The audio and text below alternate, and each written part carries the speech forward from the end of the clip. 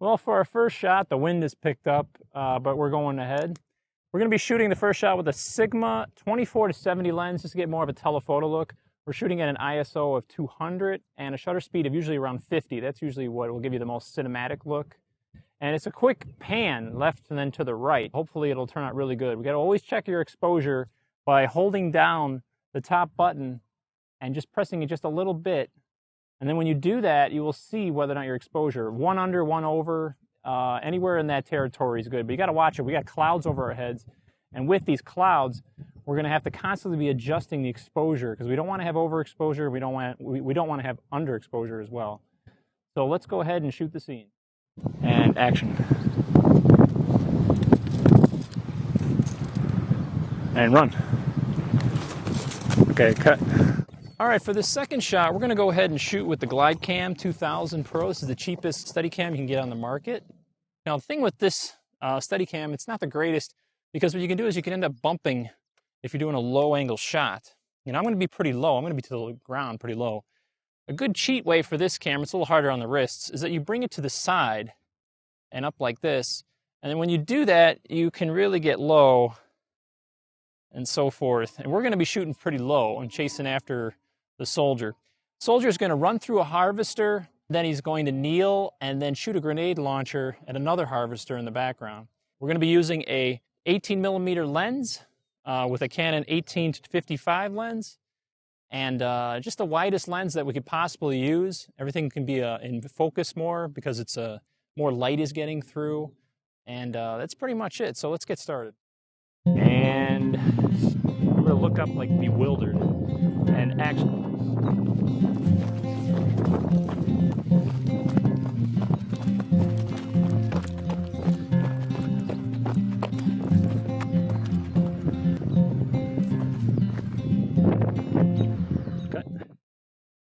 All right, we're going to shoot our image-based lighting now, and that's going to consist of still images, high resolution, shot at different exposures from 3 different locations. And what we're going to use for this is a light probe ball, and you can get these at your local garden store for about 20 bucks. You want to get the ones that are made of glass, very brittle, but they come with this little rubber bottom, which is great, and you can poke a hole in it like I did here, and you want to face it forward. So you'll see when I put it on the actual stick, and this is just your just typical stand, I want to have it angled out a little bit towards the camera. So if profile of the camera is that way, it would be this way, because I don't want to have this in the reflection. It's going to actually capture the first half of this ball. So since the camera is right here, I'm going to angle it so that it's like that. So in doing so, I don't actually catch any of this blue here. It's going to record all the information in this 180-degree area. All right, so we have the ball set up.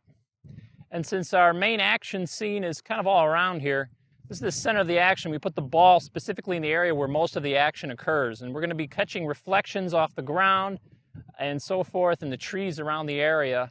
And also the sky and the clouds also will be reflected onto the actual harvester. The 3 different angles are going to be like right here, and then right here, and then right about here. So we're going to cover the most amount of space as we can on the ball. You could go 4 angles, whether it be 12 o'clock, 3 o'clock, 6 o'clock, and 9 o'clock. But usually it's just better for you to get 3 angles. Most post-production in Hollywood studios, because they're just in such a rush, will come out and shoot only 3 angles. And then in Photoshop, we're going to edit all these together after we compile HDR images from all of the different exposures. So let's go ahead and take some pictures.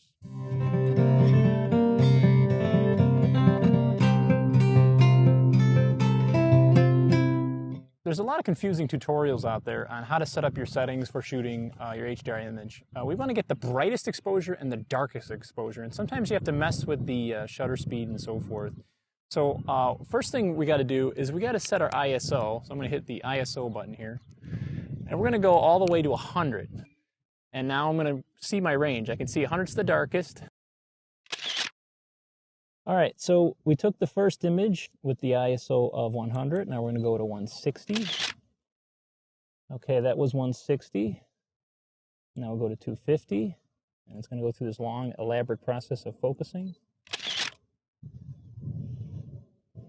Then we go into 400.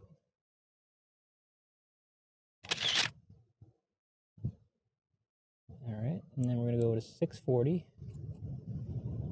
Again, skipping every other.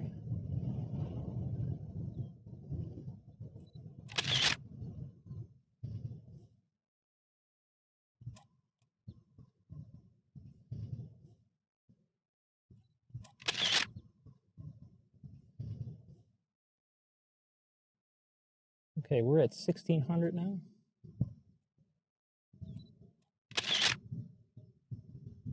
All right. And it looks like we're going to end up at 2500.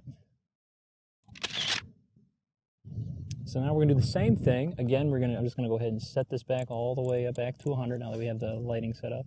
And we're going to shoot from the other two angles.